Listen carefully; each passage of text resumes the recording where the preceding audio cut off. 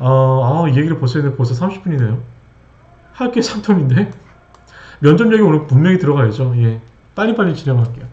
들러리 면접이다, 지문 없는 면접이다, 얼굴도 눈도 안 맞추는 막 그런 면접 싸가지 없는 그 시험관들이 있고, 심사위원도 있고, 서류만 뒤적적 거리는 걸 상처받고 오시는 면접들이 있습니다. 하지만 그런 면접에서도 우리는 어떻게 해야 돼요? 가셔야죠. 당연히 가셔야죠.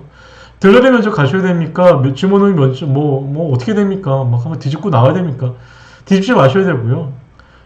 정말 인간, 정말 내공 쌓는다. 생각하시고, 어떻게 해요? 꼭 가셔야죠. 가셔야죠. 그리고, 들러리 면접이다라고 생각하셔도 가셔야 됩니다. 여러분, 꼭 가셔야 됩니다. 그게 다 도움이 됩니다. 내공이 쌓이면 면접이 두렵지 않아요.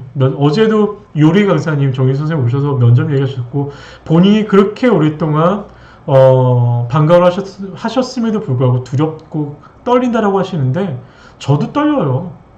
저도 떨려요. 그러니까, 여러분들 걱정하지 마시고 하세요. 그리고 저는 사람을 뽑아봤잖아요. 저는 아시겠지만 헤드헌팅도 해봤잖아요. 그리고 저는 정말 수천 명의 선생님을 뽑아보지 않았겠어요? 수천 명까지, 그래도 1000명은 넘게 뽑아보지 않았겠어요? 그렇죠. 기죽지 마세요. 그리고 떨리는 선생님이 일단 차라리 떨리면 절박하게 얘기하세요. 차라리 떨리시면 절박하게, 정말 이거밖에 없다, 정말 열심히 하겠다는 절실하게 얘기하시던가, 아니면 자신 있다, 아니면 아예 떨리지는 않아. 그런데 뭔가 좀 말할 게 없어. 말도 잘 못해. 버벅거리면서 죽겠어. 머리가 백지야. 그럼 뭐예요? 자신 있게 얘기하세요. 그냥 헛소리를 하더라도 자신 있게 얘기를 하시면 돼요. 제가 볼 땐 그래요. 네, 둘 중에 하나. 절실하거나 자신 있거나. 이도저도 아니면은 제가 볼 때는 안 뽑아요. 들러리 면접이고 둘째 치고 기종환사가 있어요. 당연히 기종환사한테 손이 가죠. 당연히 그분한테 갈 수밖에 없지만 제가 볼 때는 면접을 한다? 저는 절반까지는 그렇지만 최소 20%의 가능성이 있다고 생각합니다. 여러분들이 딱 들어갔는데 옆에 기종관사이기 때문에 여러분이 표정이 달라진다? 기죽어진다? 택도 안 되는 얘기죠. 오히려 그래서 더 많은 얘기를 해야 되고 더 자신있게 얘기하죠. 오히려 그렇게 얘기했어요. 옆에 계신 선생님께서 혹시 이 학교를 다니실지 모르겠지만 외람되지만 당연히 저 선생님이 더 잘하실 거라 믿습니다. 하지만 저는 좀 더 다르게 해보겠습니다. 라는 식으로 정말 들이대세요. 두 번 갈 거야? 내가 이 학교밖에 없어? 이렇게 가야 되는 거죠. 네. 자, 제가 이 강의를 준비를 하는 지난주서부터 저희 방사에 올라온 글들이에요. 하나는 아예 그 후기를 올려주신 분이 있으셔서 제가 그 내용을 긁어서 올렸는데, 자, 자기소개해보세요. 수업 일수가 2일인데 3일로 늘릴 수 있는가요? 금액을 낮출 수 있나요? 레벨은 어떻게 나누고, 이제 영어였습니다. 영어 선생님이셨던 걸로 기억이 되는데, 교재 연구는 어떻게 하고 계신가요? 선생님의 강점은요? 마지막 하고 싶은 말은요? 이거 여러분들 다 어디서 들어본 얘기들 아닌가요? 다 한 번쯤 들어본 얘기죠. 그쵸? 제가 강의를 했었기도 했었지만, 수업 일수 2일인데 3일을 누릴 수 있는 거야? 뭐라고 해야 돼요? 당연히 할 수 있다고 해야죠. 당연히 할 수 있다고 해야죠. 당연히 할 수 있다고 해야죠. 근데 이제 물론 이게 심각하게 쉽게 얘기할 수 없는 건 없죠. 왜냐면 기존에 있는 학교들이 있을 수 있는 거고, 3일을 한다고 해서 이 아이들이 3일을 내서 돈을 더 벌 수 있는 것도 아닌 상황에서 일수만 더 늘려버리면 선생님이 더 돈을 벌 수 있는 그런 가능성이 낮아지기 때문에 이런 거를 협의가 가능합니다라는 식으로 얘기를 해야 되겠죠. 쉽게 얘기하는 건 아니겠고. 금액을 낮출 수 있는가라고 할 때는 웃으면서 얘기하는 거죠. 말 그대로. 적극적으로 고민해 보겠습니다 라는 식으로 한번 얘기를 해볼 수 있겠지만, 정색을 하거나 당황해가지고 금액을요? 너무 양아치 아닌가요? 이렇게 나서는 안 되겠죠. 그렇죠, 여러분? 레벨은 어떻게 나눌 거고 교재는 어떻게 하시나요? 라는 얘기인데, 기본적으로 레벨을 낮추는 거에 관한 부분은 뒤에도 제가 설명을 할 수 있는지 모르겠지만, 레벨을 나누는 것에 관한 부분은, 반평성에 관한 부분은 수업을 하기 전에 진행을 하겠습니다. 그런 학교와 협의를 하겠습니다. 다만 반평성에 관한 부분이 별도의 시간으로 만들어낼 수 없다면 학무기가 지난 이후에 2분기서부터 반평성을 통해서 별도의 반을 운영해서 레벨을 나눌 수 있도록 하겠습니다. 교재의 연구와 관련되는 부분에 있어서는 제가 어떠한 조직 또는 세미나들을 통해서 제가 몇 년서부터 사실 이런 교재와 부교재를 연구하는 그런 세미나에 참석을 하고 있습니다. 따라서 저는 날상 그분들과 함께 아이들에게 최고의 교육을 할 수 있는 준비를 저희 나름대로 하고 있습니다. 라는 식으로 이야기를 한다면 그 심사위원 입장에서는 준비되는 선생님이구나 라고 얘기할 수 있을 것 같아요. 특히 영어와 수학 같은 경우에 면접에 있어서는 대부분 너무나 관심이 많아요. 특히 레벨 문제, 난이도 내 문제, 그리고 뭐 가장 큰 문제, 난이도 문제, 레벨의 문제, 교재는 어떤 걸 쓸 것이냐. 이 세 가지의 문제는 계속 나오는 문제들이거든요. 그러니까 이것은 결국 여러분이 스스로 이미 준비가 되어 있어야 되는 거죠. 초보와 경력자가 여기서 사실 차이가 나는 거죠. 그러니까 결국 답은 이거예요. 답은 다 뻔합니다. 그런데 결국 해봤다면, 여러분이 경험이 있다면 나올 수 있는 답은 자신 있습니다가 아니라 학교와 협의해서 한번 해 나가겠습니다. 다만 제가 한다면 이렇게 할 건데 그것은 학교의 형편에 맞춰서 제가 진행하겠습니다.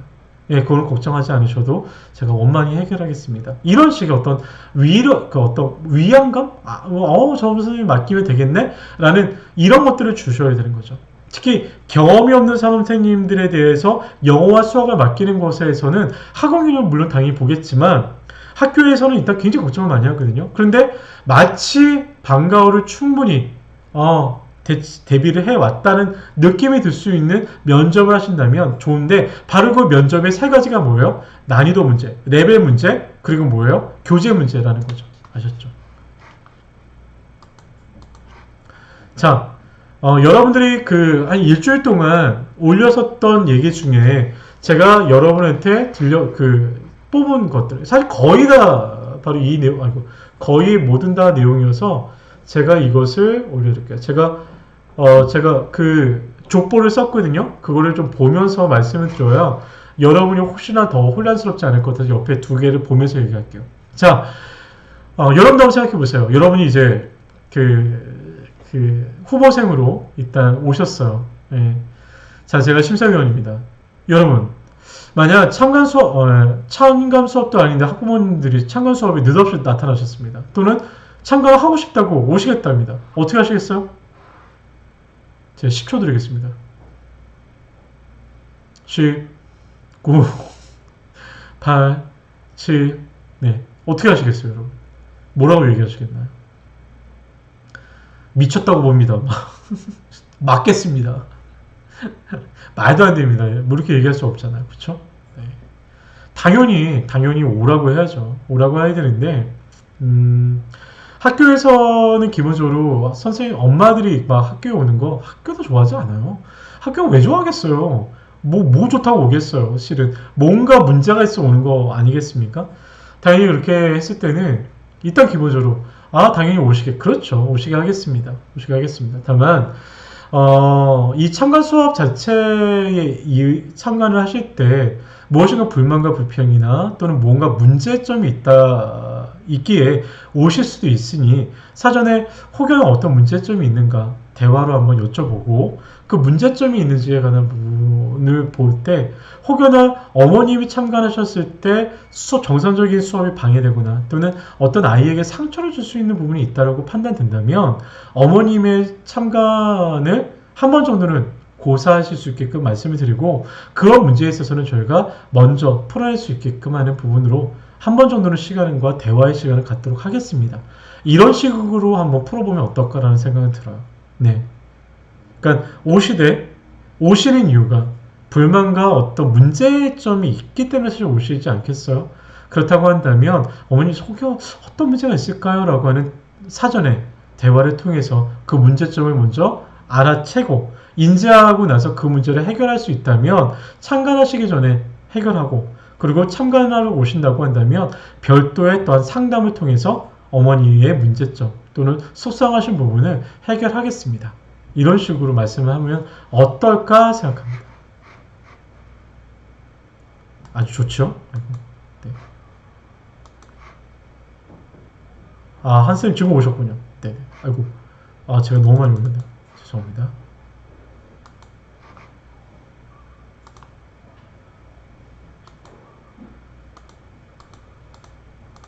제가 번호를 몰랐네요. 너무 많이 올렸군요. 아이고, 죄송합니다. 죄송합니다.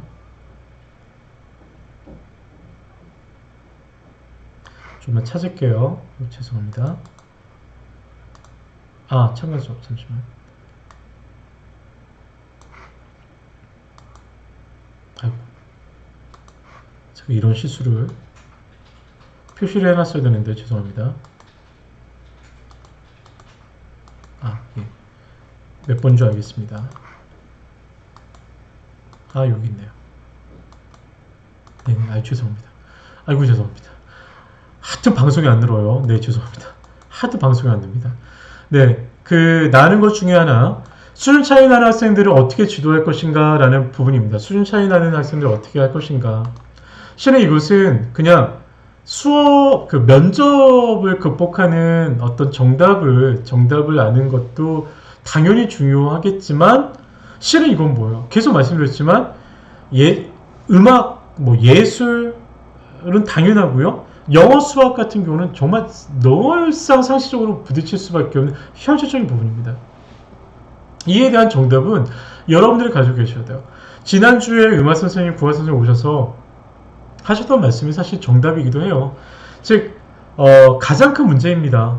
라고 오히려 말씀드리고요. 맞습니다. 방과후 교실에서 가장 중요한 것이 방과후 교실에서 진행하면서 가장 발생할 수 있는 문제 중에 하나가 바로 수준 차이 나는 문제, 그리고 진도가 차이 나는 부분에 있어 문제인데, 이것을 해결할 수 있는 방법은 첫 번째, 앞서 좀 나가는 아이들, 좀 더 잘하는 아이들에 있어서는 자기주도 학습 또는 자습이 가능할 수 있으니 그 아이들에게는 좀 더 앞서서 공부할 수 있게끔 또는 복습할 수 있게끔 하고 시간을 주고, 그리고 한 5분 정도는 수업 중에 좀 못 따라오는 아이들에게 집중적으로 1대1 클리닉을 또는 1대1 학습을 진행할 수 있도록 하겠습니다. 또는 아이들이 더 못 쫓아온다면 수업 전, 수업 후에 못 쫓아오거나 좀 뒤처지는 아이들만을 위한 수업을 진행해서 아이들이 빠르게 진도를 쫓아올 수 있게끔 지도하겠습니다. 이런 식으로 사실 이야기하는 것이 사실 정답이거든요. 근데 정답을 떠나서 사실 면접에서 이런 얘기를 하는 것들은 아주 늘 얘기하지만 기발한 무엇인가를 원하는 게 아니라는 말씀들을 드리죠. 기발한 걸 얘기하는 게 아니라 정말 준비되어 있는가? 이 사람이 정말 방과후의 특성을 명확히 알고 있는가? 그것에 대해서 준비되어 있는가를 사실 묻는 거거든요. 그래서 정답을 대답하시긴다는 것도 중요하겠지만, 제일 중요한 건 여러분들이 이것에 관한 고민의 깊이를 묻는 겁니다. 그러니까 여러분들이 실제 이것에 관한 정답은 이 정도 수준이고, 물론 더 많은 것도 준비하시겠지만, 제일 중요한 건 뭐냐? 실질적인 여러분들의 정답을 가지고 있고 고민을 하고 계셔야 된다는 말씀을 드립니다. 고학년들은 발레복을 입기 싫어하는데 그런 경우 어떻게 설득할 것인가? 어떻게 하겠어요? 얘들이 어떻게 입히겠어요? 당연히 강요하지 말아야죠. 강요하거나 강제하지 않겠습니다. 다만 예술에 있어서, 발레에 있어서, 기능상에 있어서는 발레복이 굉장히 편리할 수 있다라는, 그리고 기능상으로 이것을 통해서 아름다움이 더 극대화될 수 있다라는 얘기, 그리고 발레에 있어서는 그 옷을 입는 것이 에티켓이 될 수 있습니다. 이런 식으로 얘기하고, 혹여나 아이들이 더욱더 부담감이 있다면 굳이 얘기하기보다는 좀 더 편안한 옷을 입을 수 있고, 그래서 그러면서 기능적인 어떤 테크닉을 잘 습득할 수 있게끔 그렇게 유도하겠습니다. 이런 식으로 얘기를 하겠죠. 이것은 사실 발레에 대해서 제가 전혀 모르기 때문에 이 정도로 하면 어떨까 하는 생각이 들어요. 그러니까 결국 이것에 대한 질문은 발레복 꼭 입혀라, 발레복도 못 입히는 선생님 아니야? 이렇게 쳐다보는 게 아니라 정말 그냥 개인적 호기심일 수 있어요. 선생님 입장에서 아니 발레복도 애들이 잘 안 입던데 이런 거 선생님은 어떻게 생각하세요? 사실 이렇게 물어볼 수 있는 거거든요. 그러니까 너무 시리어스하게 생각하기보다는 맞습니다. 발레복을 아이들이 싫어할 수 있거든요. 그래서 강제해서 아이들이 발레복이나 발레 자체에 대해서 어떤 흥미를 잃게 하기보다는 발레에 대해서 보고 오히려 유연하게 대처를 하고, 오히려 그 아이의 사고에 발레를 더 다른 것으로 더 기쁘게 또는 또 즐겁게 습득할 수 있는 방법을 접점을 찾아보겠습니다. 이런 식으로 한번 접근해 보는 게 아마 그런 얘기를 그 그 심사위원을 원하지 않았을까라는 생각이에요. 결국 이런 질문을 받아본다면 결국 그 심사위원들은 정답을 가지고 있기도 해요. 네, 어떤 정답이냐. 꼭 거기 그 케이스에 맞는 어떤 딱 들어맞는 답을 원하는 게 아니라 그럴 수 있고 저럴 수도 있다라는 거죠. 결국 이 과목을 이끌어내는 것은 선생님이 전문가니까. 그러니까 다만 이 선생님의 말이 맞아. 그런데 그 얘기가 나에게 납득이 돼야 돼. 그렇죠? 이게 맞는지 틀린지 모르겠어. 너무 여러 가지 케이스가 있으니까. 결국 그것이 납득이 될 수 있느냐. 이것이 면접의 핵심이 아닐까? 라는 생각이 들어요. 무슨 말씀인지 아시겠죠? 너무 중요한 얘기네요. 제가 얘기하고도 너무 중요한 얘기네요. 신청사 수가 별로 없어도 괜찮은가? 이미 폐견된 적이 있어 작년에. 이거 질문 엄청 많이 하죠.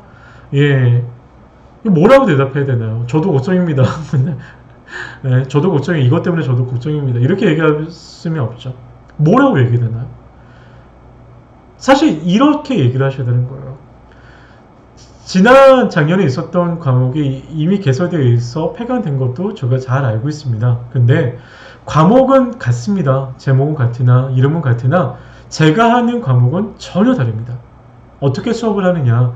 이전의 수업은 사실 정적이고 정체되어 있는 그리고 액티비티가 없었다고 한다면 제가 하는 수업은 좀 더 아이들의 흥미에 있을 수 있는 퍼포먼스 그리고 액티비티한 수업입니다.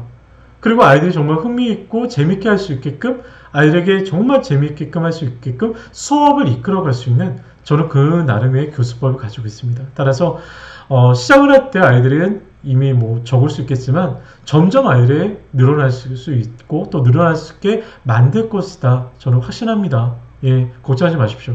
오히려 이렇게 웃으면서 이야기하는 거죠. 다름이 있다. 난 차별성과 강점이 있다. 바로 이 강점에 관한 부분이 뭐예요? 늘 당신의 강점이 뭐야? 이렇게 맨날 묻잖아요. 늘 몇 가지 그 레파토리 중에 하나잖아요. 바로 여기서도 바로 그 강점이 있는 거죠. 나의 강점. 나의 교수법의 강점, 나의 강점. 뭐야? 나는 기존에 있는 과목과 달라. 제목은 같지만, 이름은 같지만, 난 똑같은 요리가 아니에요. 이렇게 얘기하는 거죠. 어제도 얘기하셨던, 저는 올해 저의 요리의 모든 테마는 힐링입니다. 저는 역사입니다. 국가입니다. 12개월 동안 정말 매달 정말 다른 나라의 역사와 문화를 이야기할 수 있는 아이들의 정말 그런 맛을 전달해 주겠습니다. 아니, 이렇게 얘기하는 그 선생님은 안 뽑고 누굴 뽑겠어요? 네, 자신감을 가지시면 좋겠어요. 10명 됐는데 7명 줄었다고 그만두시는 선생님들 너무 많으세요, 여러분. 이 방송을 듣고 계신 분들이 당연히 그런 분도 없겠죠. 여러분, 그렇게 해서는 안 돼요. 방과후 그렇게 해서 자꾸 그런 선생님들 때문에 방과후를 안 하려고 하는 거야, 학교가. 씨알도 안 맥혀요, 방과후에. 엄마들도 관심이 없어지는 이유가 뭐겠어요? 제일 큰 이유가 뭔지 아십니까? 잦은 강사 교체예요. 여러분. 잦은 강사 교체예요. 예, 물론 늘 말씀드리지만 이런 방송 그리고 방사에 와서 늘 묻고 그리고 정말 이 방사 TV 정말 저희 방송 막 1000몇백 명씩 보세요. 이런 분들만 있다면 어떻게 방과후가 나빠질 수가 있겠어요? 점점 더 좋아지겠죠. 근데 방사 아닌 비회원 여러분, 이 방송을 혹여나 보시는 이 방사 비회원 중에 혹여나 10명이 됐는데 7명이어서 4명 됐다고 폐강되신 여러분들, 첫 번째 아이들이 주는 이유는 재미가 없기 때문입니다. 여러분, 너무 죄송하지만 재미가 없어요. 아이들이 주는 거고요. 재미가 없는데 나는 아닌가 봐라고 해서 그만두는 여러분 하지 마십시오. 시작했으면 끝까지 책임지셔야 되고요. 예, 그리고 재미없다면 끝까지 재미있는 선생님이 될 수 있도록 노력하셔야 됩니다. 그런 자신감, 그런 노력 없이 아이들을 가리키는 업을 가지신다? 그런 분은 당연히 이 방송에 없을 줄 알기 때문에 잔소리는 안 하겠습니다. 다양한 유형의 아이들은 어떻게 지도할까요? 예, 이것도 말씀드렸죠. 방과후 교실에서 이루어질 수 있는 방과후는 방과후답게 맨날 제가 그 첫 번째 방과후 우리 그 정체성 이야기할 때 얘기했었던 것들이잖아요. 방과후, 소규모, 연령차, 학년차 이거 어떻게 극복할 것인가? 어디에도 없는 대한민국 어디 교육기관에도 없는 방과후만에 있는 이 차이, 이 다양한 유형, 학년차, 연령차, 남녀, 성비, 그리고 성향, 기질, 하나는 꼴통, 하나는 얌전한 아이. 막 난리. 이 차이를 도대체 어떻게 극복할 것이냐라는 거죠. 이것에 대한 질문을 여러분은 어떻게 대답하실 건가요? 단지 정답만을 말씀드릴 게 아니라 고민해야죠. 당연히 여러분들 3월달서 지금도 이미 겪고 계시잖아요. 이미 방과후 선생님 하고 계신 분들은 이미 겪고 계신 일인 거고, 방과후 강사를 하실 분들은 이미 직면한 문제일 겁니다. 깜짝 놀라실 거예요. 8명 앉아있는데 애들 상태들이 다 다르죠. 맞출 수가 없죠. 맞출도 안 되죠. 당연히 아이들은 다양성을 가져야 되는 게 그래서 아이들이잖아요. 결국 이제 이렇게 물었을 때 저는 이렇게 대답을 하고 싶어요. 당연히 방과후는 다양합니다. 성비, 연령, 학력, 아이들의 성향과 기질, 수준차, 정말 소위 말해서 학력차까지 많이 납니다. 하지만 이 모든 것들에 대한 다양성에 관한 부분은 저희가 감내해야 될 부분이라고 생각하고요. 그래서 제가 기질상에 관한 부분이나 또는 수업에 대한 수업에 관한 이런 걸 시작할 때 기본적으로 저희는 수업 시간 시작하기 전에 룰을 만들 겁니다. 아이들과 저만의 룰. 그래서 아이들은 이런 것만큼은 꼭 지키자라는 룰을 통해서 아이들이 수업을 방해하거나 친구들 간의 관계 속에서 상처를 주거나 하는 것들은 미연에 방지할 수 있고, 혹여나 이것을 룰을 지키지 않는다면 따끔한 훈계, 또 룰을 지키게 된다면 정말 진심 어린 그 칭찬을 하는 방법으로 해서 이 다양성의 아이들을 또 지도해 갈 것이고요. 또 혹여나 그 다양성에서 문제가 진도에 관한 부분이나 수준 차이 문제라고 한다면 앞서 있는 아이들이 좀 떨어진 아이들을 좀 지도해 줄 수 있는 협동의 수업을 진행하고, 또한 너무 떨어지는 아이들 같은 경우는 제가 수업 전 중이나 또는 수업 전후로 해서 좀 더 집중해서 관리할 수 있는 그런 수업의 방식으로 아이들이 따라갈 수 있게끔 하겠습니다. 이런 식으로 아이들에게 심사위원들에게 얘기한다면 저는 만점을 주겠어요. 예. 다 저처럼 얘기하실 거죠? 예. 그렇게 얘기하세요. 그리고 이렇게 준비를 하셔야 된다고 저는 생각을 합니다. 계속 말씀해, 제가 정답은 아니에요. 여러분만의 이 말에 대한 정답을 가지셔야 돼요. 정말 이거 돈 받고 강의해야 되는데 너무 아까워, 이런 정보를. 네. 농담입니다. 네. 다 배우세요. 다 가지고 가셔서 여러분 쓰시고요. 네, 하셔야 됩니다. 정말 좋은 선생님이 되십시오. 수업 중 힘들었던 점은 무엇입니까? 이거는 그냥 개인적인 경험에 묻는 거죠. 이런 질문들은. 수업 중에 힘들었던 점이 무엇이죠? 라고 물어보는 거죠. 네. 여러분들은 여러분들의 얘기를, 여러분들의 스토리를 만들어내세요. 이건 제가 정답을 드리는 게 아니라 여러분들의 스토리를 만들어내세요. 정말 수업을 할 때 힘든 점이 무엇인지. 그런데 여기서 제일 중요한 것은 뭐냐? 부정적인 질문이잖아요. 그렇죠? 부정적인 질문을 할 때 부정적으로 대답을 하는 거는 너무 심사위원들에게 황당하게 다가와요. 부정적으로 묻는 것을 긍정적으로 답을 해주셔야 되는 거예요. 수업 중에 힘든 점이 뭐죠? 정말 힘들어요. 이런 일이 정말 있었거든요. 그래서 힘들어요. 라고 얘기하는 얘기 듣고 싶은 게 아니에요. 뭐예요? 힘든 일이 있어? 당연히 반가. 이 세상에 뭐가 쉬운 일이 있겠어. 힘든 점이 있지만 저는 이렇게 극복했습니다. 힘든 일이 있었지만 저는 이렇게 극복해낼 것이고 또 이렇게 극복해낸 사례를 가지고 있습니다 라는 얘기를 듣고 싶은 거예요. 여러분 아시겠죠? 심사위원들이 여러분의 힘든 점을 얘기해서 아이고 그렇네요, 힘들었네요, 고생하셨네요 여러분, 선생님 고생하셨네요, 이런 얘기 듣는 거 아니잖아요. 힘든 거로 끝나는 게 아니죠. 그럼 어떻게 돼요? 힘든 거로 끝냈습니다. 하지만 저는 이걸 어떻게 극복했습니다. 그리고 저는 이렇게 할 겁니다 라는 얘기를 하셔야 되는 거죠. 아시죠? 네, 이번 면접 때 교감쌤이 느닷없이 아이들한테 욱할 때 있으시나요? 예, 맞아요. 그렇게 하시면 돼요. 그쵸? 이렇게 얘기를 묻어요. 화낼 때. 화납니다. 화나요. 죽겠어요. 이렇게 얘기하면 끝나는 게 아니죠. 뭐요?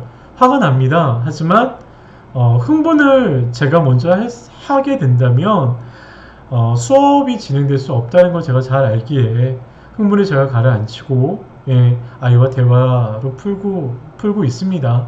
또는 뭐 이렇게 하고 있습니다. 라는 식의 긍정적인 얘기로 끝을 내셔야 됩니다. 아시죠? 꼭 그렇게 하셔야 됩니다. 수업 중 안전관리에 관한 얘기. 수업 중 커리를 상황에 따라 변경할 수 있는가? 이런 걸 묻는 거죠. 수업의 안전관리에 관한 부분은 뭐 특히나 요리, 체육, 과학 등등 뭔가 그 위험한 요소가 있는 그 교육 프로그램들에 있어서는 꼭 한번 묻는 것 중에 하나입니다. 네, 아이가 다칠 수 있고 아이가 뭔가 이제 사고가 날 수 있는 거리가 있는 수업이라고 한다면 늘상 묻는 것도 중에 하나죠.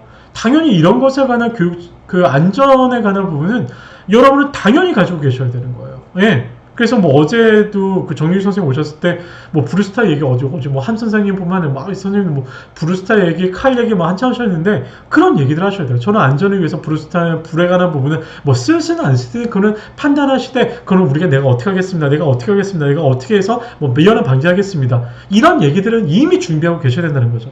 그리고 나서 플러스 하나 정도 얘기한다면 뭐 전날 아이들이 그 어떤 그 지각을 해요. 그래서 아이들이 없어. 이것도 사실 안전관리, 학생관리 중에 하나거든요. 아이들이 안 와. 특히 학생관리 어떻게 할 거냐는 것 중에 하나의 핵심은 제일 중요한 게 뭐예요? 지각과 결석 중에도 하나가 분명히 중요한 게 있거든요. 즉 과목에서의 특성 중 위험에 관한 부분은 내가 이렇게 하겠습니다라는 얘기를 하시면서 하나 더 이야기할 수 있는 게 기억이 난다면 안전관리, 특히 지각, 결석에 관한 부분으로 만약에 아이가 안 왔어. 그거 어떻게 할 거야? 몰라? 네, 전화하고 티켓 끄지 않잖아요. 제일 중요한 게 뭐예요? 무조건 전화하시는 거죠. 엄마한테, 아이한테. 너 어디야? 어디 있니? 아이가 파악이 안 됐는데 수업이 진행되고 있으면 큰 문제입니다, 여러분. 예. 그건 반드시 아셔야 되는 거 아시죠? 예. 그런 안전관리까지 얘기하세요. 그건 반드시 알아서 정리할 꼭 체크하겠다라는 것도 안전관리 중에 그 면접 중에 한번 답을 하시고요. 커리를 상황에 따라 변경할 수 있는가라는 질문은 사실 영어나 기타 등 수학 쪽에서 나올 수 있는 얘기 중에 하나입니다.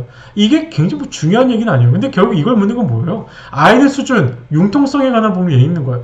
아이들의 어떤 수준에 맞춰서 수업을 변경할 수 있느냐. 그러니까 근데 이거를 얼마나 바꿀 수 있냐. 이렇게 얘기하는 게 정답이 아니죠. 뭐예요? 커리를 바꾸는 건 굉장히 주의해야 되고 그 유념해야 될 부분입니다. 다만 수업을 하고 또는 한 달 정도 수업을 했을 때 아이들의 어떤 분위기, 아이들의 어떤 수준차, 아이들의 그 따라오는 것들에 맞추어서 아이들이 절대 저희가 당초에 냈었던 우리 커리에 따라서 따라오지 못한다면 그 커리를 아이들 수준에 맞춰서 또는 아이들이 원하는 부분에 있어서 바꿀 수 있게끔 해서 융통성 있게 바꾸도록 하겠습니다. 이렇게 정답을 해야 되는 거죠. 마음대로 바꾸겠습니다라고 하면 뭐예요? 이건 절박함의 문제가 아니라 교육적 철학이 없다고 생각되는 거죠. 아시겠죠? 네. 그렇게 하셔야 됩니다. 업체 교재 사용하시나요? 개인 준비하시나요? 이거는 100% 이제 그 아마 과학 선생님 올리셨던 걸로 기억이 나는데 뭐 이렇게 크게 중요한 힌트는 아닌 것 같아요. 결국 교재비나 뭐 이런 어떤 실무적인 것 같은데 네, 업체 교재를 사용합니다 라고 해서 끝나는 게 아니겠죠. 뭐예요? 업체 교재를 가져옵니다만 제가 여기서 부교재나 기타 등등 이것을 운영하는 건 제가 하고 있고요. 여기에 플러스 뭐예요? 저만의 교재를 사용하고 있습니다. 교환을 만듭니다. 이런 식의 어떤 자기만의 이야기를 하셔야 됩니다. 아셨죠? 이런 얘기를 듣는 거죠. 뭐 얼마짜리 들어요? 뭘 쓰세요? 뭐 이런 거를 뭐 심사위원이 관심 있는 거 아니거든요. 아마 혹여나 이런 질문을 한 사람의 마음이라고 한다면 그런 얘기를 듣고 싶지 않았을까? 라는 생각이에요. 지금 제 생각입니다. 학부모 관리 어떻게 할 겁니까? 라고 묻는 거죠. 학부모 관리에 관한 부분도 이것도 마찬가지죠. 여러분들 스스로 정답을 가지고 있어야 돼요.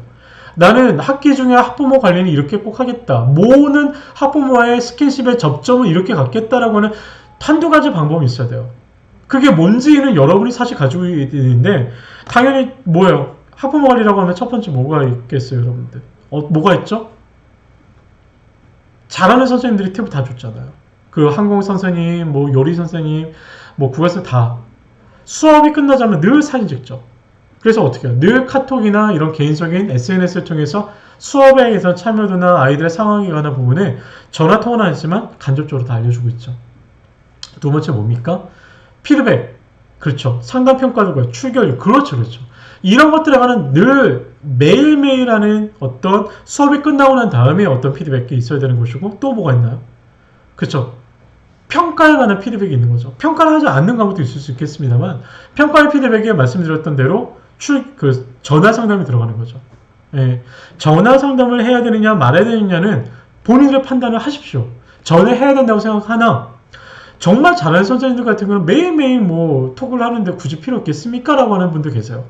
하지만 평가를 하는 매월 평가할 때는 한 번 정도는 제가 연락을 해야 됩니다라고 하는 분도 계십니다. 그럼 여러분이 판단하십시오. 그리고 여러분들 제가 기억날지 모르겠지만 저희가 그 방과 후 처음에 개요를 하고 학부모 학생 관리를 할 때 학생 그 상담 카드, 학생 운영 카드 기억나시죠? 저희가 그 방세아 저희 TV 게시판에도 올라와 있는데 그 폼이 그것들 활용해 보시면 사실 엄마들과 전화 통화 안 할 수가 없거든요. 근데 그런 것들에 관한 부분을 고민해보세요. 두 가지가 있다. 즉 면접 때 이런 걸 묻는다면 첫 번째 저는 SNS를 통해서 뭐 수업에 관한 부분을 피드백 해주고 있어요. 두 번째는 뭐예요? 네, 뭐 문자도 좋고요. 두 번째는 평가 피드백을 할 때 전화 상담을 하겠습니다. 이런 식으로 하면 이게 바로 관리 방법이 될 것이고요. 수업에 흥미없는 아이를 어떻게 할 것인가? 야, 이거는 뭐 지지난주 저희가 내내 2016년도에 아마 이걸 했던가? 했었죠. 무기력한 아이들 어떻게 상담할 것인가? 이거 똑같은 거예요. 즉 작은 성취감을 주어서 아이들이 들어오게 하겠다. 결국 흥미 없는 아이들은 결국 내부적인 어떤 마음의 상처가 있거나 외부적 환경의 문제인데 이 아이들에게 흥미를 일으키게 만드는 것은 작은 성취감이다. 결국 아이와 함께 할 수 있는 대화와 성취감을 줄 수 있는 책임을 주겠다라는 것들, 이런 얘기를 끊임없이 하셔야 되는 거죠. 이 직업을 선택한 이유. 아, 그쵸. 이거는 뭐 결국 안 했으면 좋겠어요. 이거는 여러분이 답을 가지셔야 됩니다. 수업 좀 싸우게 되면 이것도 제가 강세아 올려서 제가 글을 올렸어요. 답을 올렸는데 결국 떨어뜨려 놔야죠. 흥분을 가라앉히게끔 만들어서 수업 자체가 방해되지 않게끔 해야 돼요. 수업이 진행되게끔 만들어 놓고 수업을 안에 떨어뜨려 놓고 수업이 다 끝나고 화가 다 가라앉힌 다음에 대화를 해야죠. 바로 우리가 늘 얘기하는 오픈 스피치, 대화법이 들어가야 된다는 것이죠. 이런 것에 관한 얘기는 저희 그 면접 족보에다 올려놓겠습니다.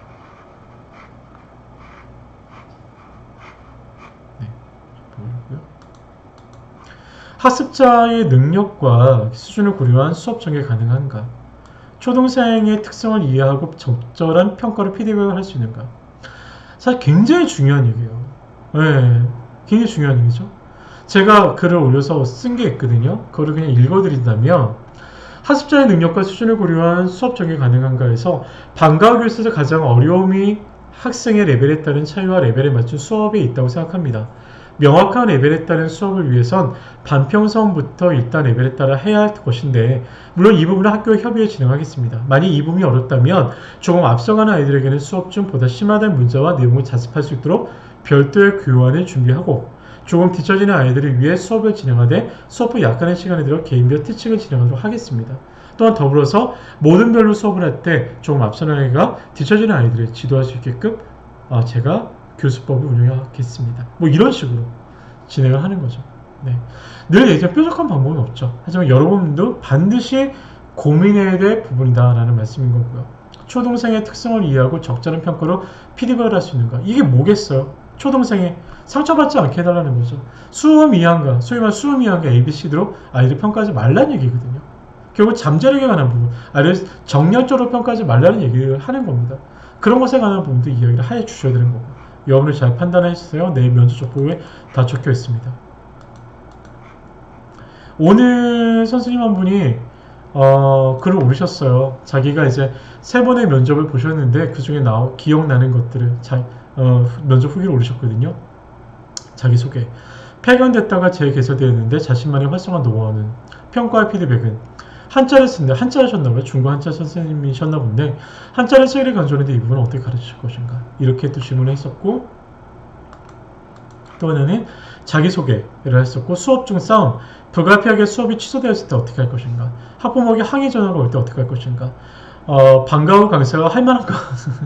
수업평가와 피드백은 이라고 하는 질문을 하셨다고 합니다.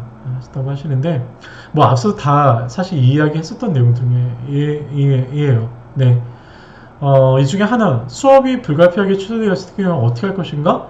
네. 사전에 다 공지를 하고 그리고 보강을 하겠다는 말씀을 드리고 사전에 오셨다가 사전에 수업 때문에 취소되는 그 휴강 때문에 아이들과 엄마들이 좀 힘들지 않게끔 할 수 있도록 하겠습니다.